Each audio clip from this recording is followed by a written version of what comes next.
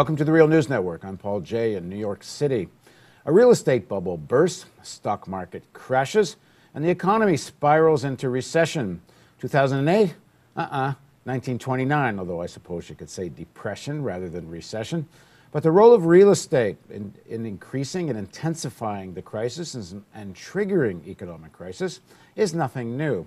Now joining us to talk about how that's affecting our life today is David Harvey. David is a distinguished professor at the City University of New York, director of the Center for Place, Culture, and Politics, and the author of numerous books, including The Enigma of Capital and The Crisis of Capitalism.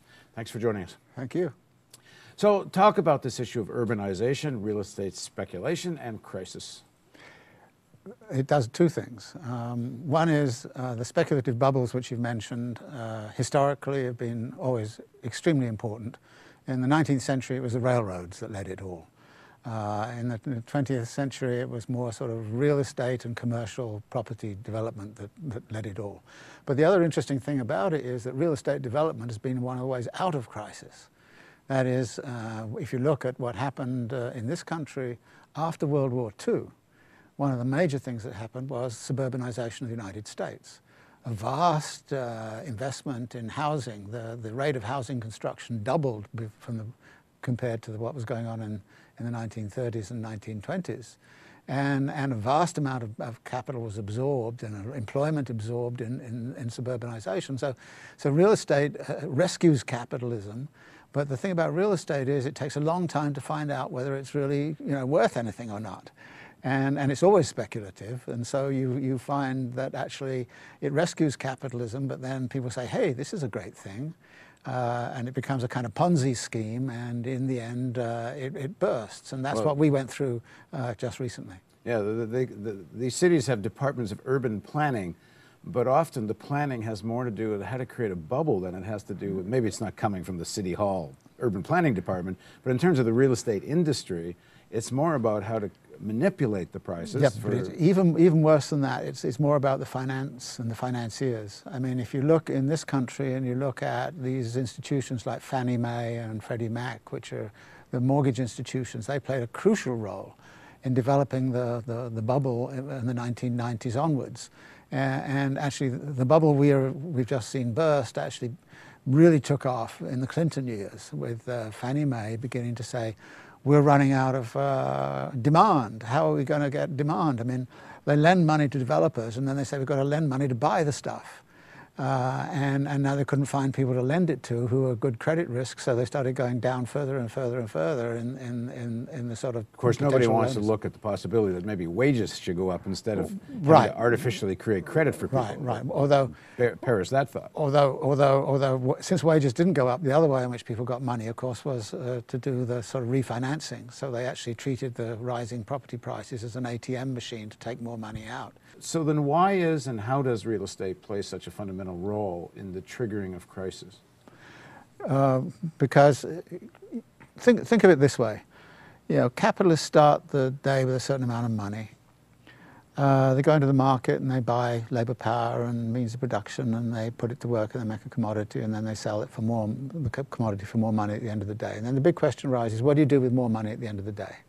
Well, let's suppose you're making shoes. Well, you can expand the production of shoes, and so you keep on making more and more shoes. But at some point or other, the market for shoes disappears.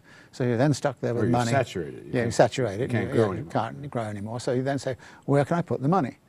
And somebody kind of says, well, in 10 years' time, this area over here will be a great place, provided we build it right and all this kind of stuff. So people start to sort of take their money and put it into real estate development and real estate speculation, which is always a long-term development. I mean, it takes, 3 or 4 years at minimum to sort of get this thing underway, and it's usually about 10 or 15 years before you know whether you've really made money out of it.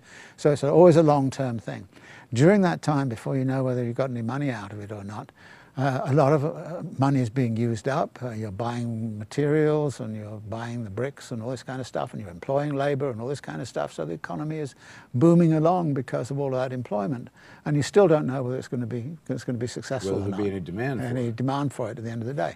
Well, then the question of demand comes up. And now, who provides the demand? Well, the consumer does, but the consumer says, I can't buy it all on my own. I need a finance company to give me a mortgage to buy it. And then that depends on the conditions of, is it easy to get a mortgage? Is it hard to get a mortgage?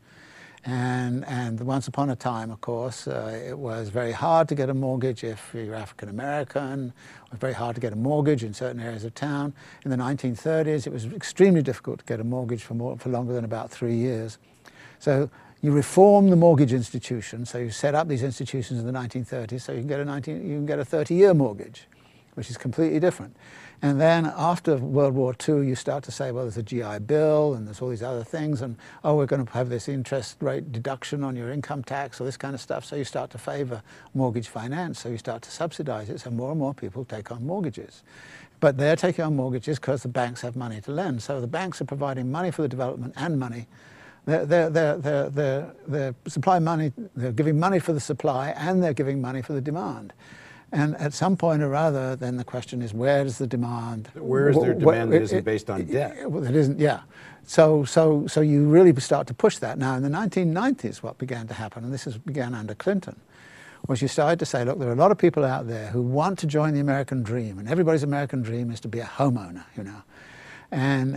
So, you know, we've got to incorporate everybody in. So let's get immigrant groups, let's get African Americans, let's start to make it easier for them to get mortgages. And at that point, some of the charlatans come in and say, yes, okay, we can start to do this. And so they start to come up with this subprime thing. And of course, the subprime thing doesn't work. And we already see by the end of the 1990s that a lot of that subprime stuff is not working. And it should have been obvious that there was going to be a problem with that. But then there was a little hiccup around 1998 to 2000 in the market. And then after about 2001, suddenly the whole thing takes off big time. And organizations like Countrywide lend millions and millions actually trillions of dollars to the mortgage. And then they pass it over to these institutions like Fannie Mae or Freddie Mac, or they package them into these CDOs and sell them off to everybody else, saying, these investments are as safe as houses. You know, and of course everybody says, well, of course, houses safe, of course, yes. Especially in California. Yes, how could real estate ever crash in California? How could it ever crash, yes. But then, of course, what turned out was that you were going into a market that really didn't exist. And it became a fiction. It became a total fiction. And that was what crashed. And that is what's very difficult to see reviving right now. In fact, the rate of house building right now is back where it was before 1940. In 1940, the rate of home ownership in the United States was about 40% of the population. By 1960, it was up to 60%. In 2004, it was close to 70%. Now it's coming back down because, you know, obviously people just can't do that anymore. So what you see is this urbanization, tract development around San Diego and Las Vegas, all this kind of stuff, condominiums in Florida, all being built to meet a market which is a fictitious market. And then of course it goes bang. But this is again not happened the first time. And we have very short memories in this country.